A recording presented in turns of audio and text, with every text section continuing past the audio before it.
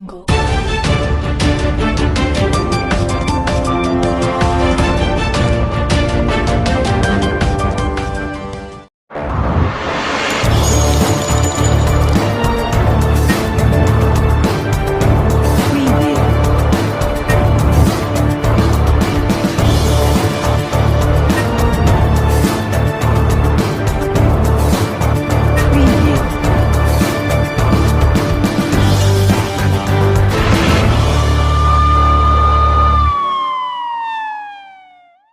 શહેરના ગાંધી રોડ ઉપર આવેલી ફતાસાની પોળમાં સોની હિંમતલાલ શંકરલાલજી નામની સોના ચાંદીની દુકાનમાં આજે 16મી જુલાઈએ 2:30 વાગ્યાની આસપાસ દુકાન માલિકને પગના ભાગે ગોળી મારી લૂંટની ઘટના બની હતી.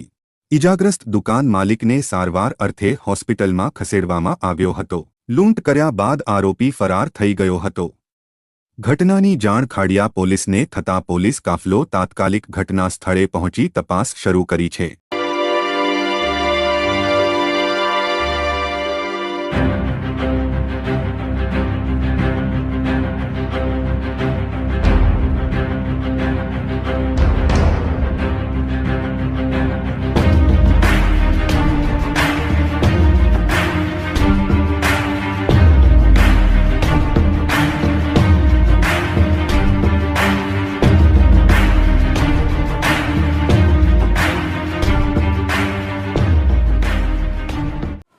આવી સાચી અને સચોટ માહિતી મેળવવા માટે આપ જોતા રહો વંદે સમાચાર.